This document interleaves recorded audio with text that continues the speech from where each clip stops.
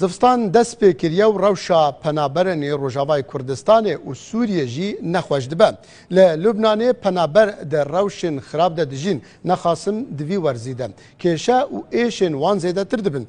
Li gor raporên dawî yên rêxistina UNHCR li wî welatî pêwistiya nêzî 660,000 penaberan bi alîkariyên zivistanî hene. Mizgîn penabereke Rojavayê Kurdistanê ye. Li vir rûniştiye li bendê belavkirina cilên zivistanê Kodêra Kurdî li Beyrûtê belav dike. Kufletê mizgîn ji 6 kesan pêk tê. Ev zivistana sisyan e ku ew û malbata xwe li penaberiyê derbas dikin. Her sal ew rastî heman kêşeyan tên.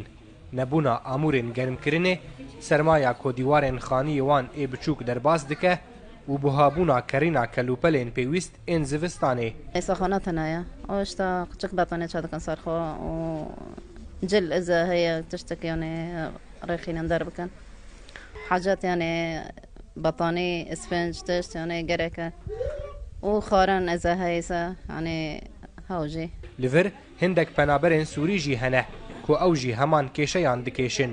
Kêşeyên ku di zivistanê de êşa wan zêdetir dibe. بنت الكبيرة عندها حساسية ربو كتشا من مازن حساسيتها هناسة تنجية بيراهية خاني من قد اجبورو شاوين نگون جاوا حتى كوري مني بچوك جي كو تمنوي دو سالن بيوستت خانية كي وصادا نجي خانية من قاطع عردية و ديوار نويت تفدا خنابو شلينا جبر كو اليكاريين نتوين يكبوي تيرا وان ناكن و دولتا لبناني جي نكار جبو وان تشتكي بكه كيجان آلية كي خيرخواز للبناني هبه penaberên Rojavayê Kurdistanê û Sûriyê berê xwe didine ji bo wergirtina alîkariyê. Di çile de şeibê me gelekî zehmetiyê dibîne gelek hena alîkariyê dikin lê em dibînin got ev alîkarî gelekî hindik e û ev alîkarî gelek care diçê tiştine bêfêder e. Li gor Komisyona Penaberan, penaberên Rojavayê Kurdistanê û Sûriyê li 1700 cihên cuda li Libnanê belav dibin.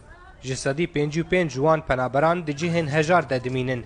Mîna parkîngên otomobîlan, xaniyên xirabe û deverên kojiyan li wan nabe. Her wiha ji sedî 17 jî di kampên tevlihev de dijîn. Li gor raporên dawî yên Komisyona Penaberan li Libnanê nêzî 660,000 penaberan pêwistiya wan a lezgîn bi alîkariyên ji bo werza zivistanê heye. Ev jî di wextekî de ye ku Komisyon rastî kêşeyên fînansê tê. Penaber jî ji xwe dipirsin kadê ew werza îsaliya zivistanê bi çi hawî bidawî bikin. Salar Melle, Rûda û Beyrût.